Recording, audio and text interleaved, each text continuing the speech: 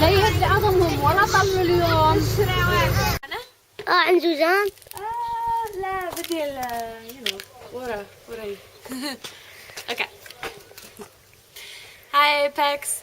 So I know you missed the Catherines while they were away visiting me, but I missed them more. So if you could kindly send them back or open up a new West Bank branch, that would be much appreciated.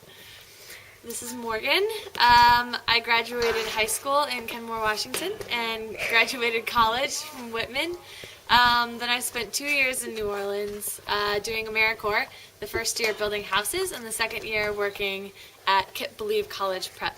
And now I'm a live-in English teacher in the village of Al Aqaba, which is a Palestinian village in the Jordan Valley. This video is being made by Mekdad. Oh, nice. Alright, so how did I get here? I studied abroad in Jordan in 2008 and got really interested in the Israeli-Palestinian conflict. So last year I planned a trip to the West Bank to visit some schools, and I found the Al Aqaba Kindergarten, which is right behind us, on the website for Rebuilding Alliance, which advocates for the village and built the kindergarten actually. So I found out that the school, along with 97% of the village, is under demolition order from the Israeli army. So I thought, how can that be? Like, who demolishes a kindergarten? So I arranged a visit to the village, and I went with my brother last Christmas, and I loved it so much that I decided to come back and teach here. Now, Mekdad, can you see all around? Yeah. So here's a little background on the area. 62% of the West Bank falls under Area C, which means it's under full Israeli control. As an occupying force under international law, Israel has a responsibility for the well-being of Palestinians in Area C.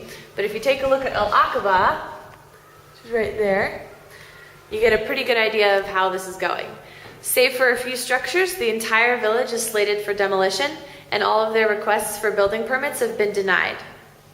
By contrast, Israeli settlements are given Hebrew street signs, nice roads, and building permits. So there are two systems of law for two different people. Fortunately, Al Aqaba has some support from the international community. Thanks to Rebuilding Alliance and several embassies and aid organizations, Al Aqaba has acquired a kindergarten, a library, a sewing co-op, a tea factory, and a small medical clinic. So the energy here is very productive and very positive. So I live here for two reasons. One, to live in a beautiful place, and two, to show people how beautiful it is. I spend a lot of time thinking about how I'm going to share this information, but otherwise I'm just enjoying life. The Palestinians are the warmest, friendliest people you'll ever meet, and I've never felt safer to travel alone than I do here. I like to go to the cities and tell people that I live in a village, and I like to cross over to Jerusalem and Tel Aviv, again, and tell people I live in the West Bank, and yes, it's safe. So my goal is to keep traveling, to keep meeting new people and documenting my experiences. And my other goal is to start a guest house program in the Al Aqaba guest house, which is my home. This is the guest house. So the goal of this project is to support Rebuilding Alliance, which is building 3 new homes in Al Aqaba, without permits, of course. But the other goal of it is to support Haj Sami, who wants to see the village grow and grow and grow. So in order to get the support and the resources we need to bring in new people who aren't used to traveling in the West Bank.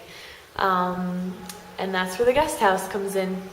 So I've hosted 30 people so far, and I'm documenting with pictures and video and my guest book.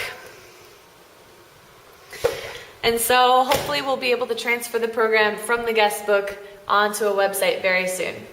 So if you'd like to stay tuned on this project, or if you have any questions, just send me an email and I'd be happy to hear from you.